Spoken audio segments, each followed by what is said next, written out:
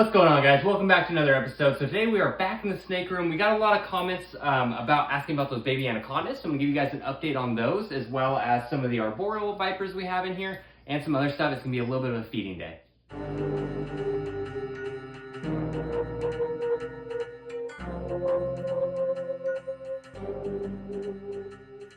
So first up are the baby anacondas. So these are the baby greens born this year. They're actually all gone. They all have their new homes now, except for this one, which is going to go to my friend in California, and then one that we decided to keep. Now, this one's actually being a little tricky on eating, so I'm trying to switch him over to rodents.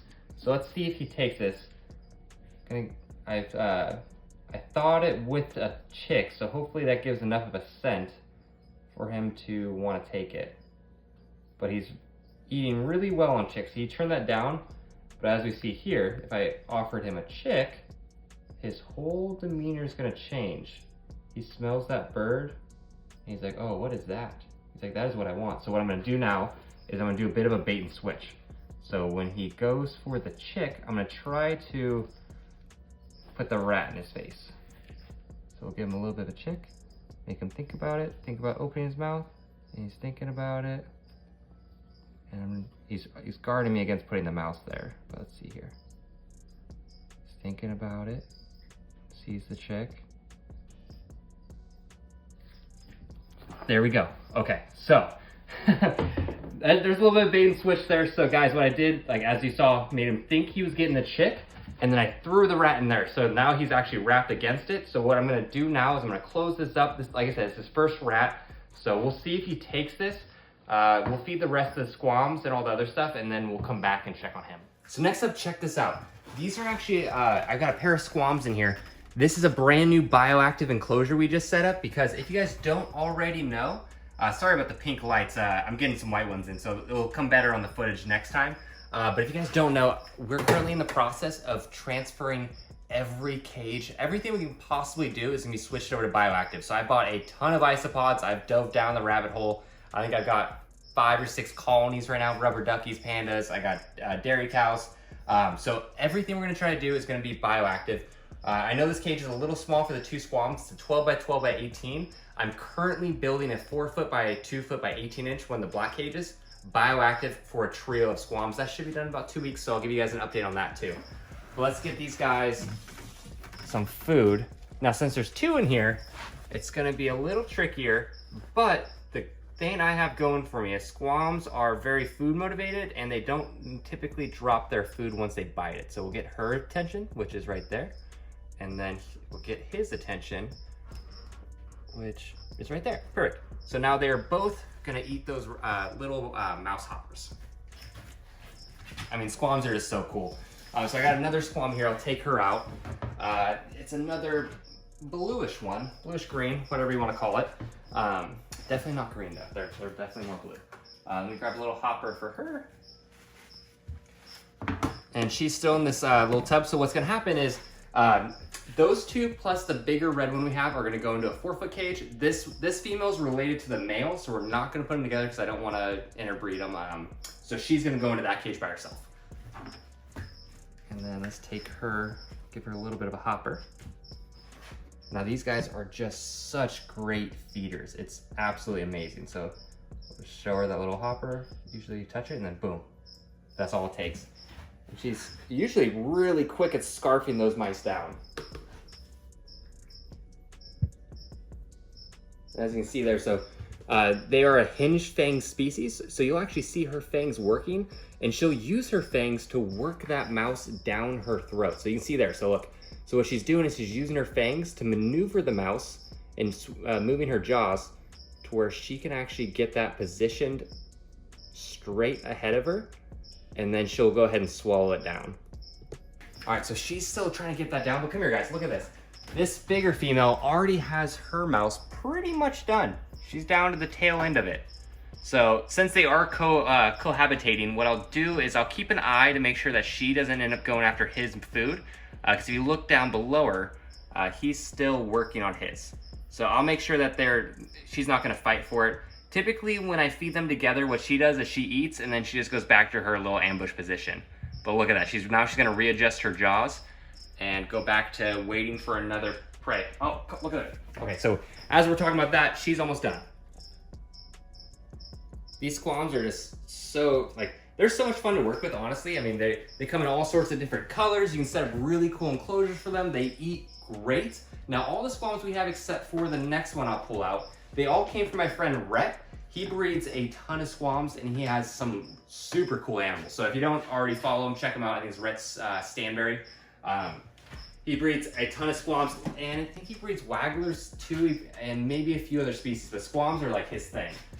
Next, I got this little squam. This is another male. This one came from my friend Will, who also helped me set up that cage. So Will's a huge reason why I'm getting into bioactive. Seeing his enclosures, seeing all his like tree viper enclosures really inspired me to want to do it. So he helped me with this whole cage. So a huge shout out to him. I actually just wanted to do the substrate and call it a day, and I left the cage with them. When I came back, there was branches in there, there's plants, there's a light. I was like, he went over the top. So thank you so much, Will. So go check him out if you haven't already. So let's go ahead and grab this little guy. This is more of a yellow color phase one. I wanted a few different colors because you don't really know what you're gonna get when you breed them. So I figured why not have a rainbow assortment of squams. They're almost like little eyelash vipers. Okay, so now he's gonna smell it and he'll probably take it. Yep, there we go. I mean, they are awesome at feeding. They never have issues, at least with me. And I have 4 of them right now. 5 of them. Sorry, 5 squams. And they also eat really quick. That's pretty cool. So next, now that we're going to the rattlesnakes, here's a little male Eurocoan rattlesnake. This one actually came from McCarthy's Wildlife Sanctuary, same as my South Americans. So let's see if he'll get his attention. I just cleaned his cage, so he may not take it right away, but we'll see. I like to wiggle his tail a little bit, get his attention. He's trying not to get him focused on the camera. He may be camera shy. So let's see. Yeah, he's definitely paying more attention to Julia filming, so there he is, this rat. Here we go. Come on, focus there. Focus there. Come on, little buddy. He's thinking about it. There we go. And that's all I wrote. So since he's being a little nervous, I'm gonna go ahead and put him away with that mouse. That way, and it's not worth him not eating just to get a clip of that. So next is gonna be a really cool one. I don't think you guys have seen her in a while. This is the Piffinorm. So Crotalus dorissus piffinorm, another Venezuelan species of rattlesnake. These guys come from the same area as those Eurocoans. So Eurocoans and Piffinorms are both Venezuelan species. But this girl has quite a feeding response, but her colors, this locale or color morph is insane. I mean, she's like turning purple, and the adults are like purple. So she's got a great feeding response. You can see there, she honed in on that. And rattlesnakes are actually pit vipers, so that's why she's shot out like that. Right behind, underneath her nostrils are her heat pits. So she kind of sank in like a heat-seeking missile when she saw that prey in there. So probably the last snake in this video is gonna be another little baby rattlesnake. This is actually a Northern Pacific rattlesnake from where I'm from, actually. See, he's got a little, he's definitely locking on it. All right, so this is Crotalus oregonus, and see, right there. He is doing great.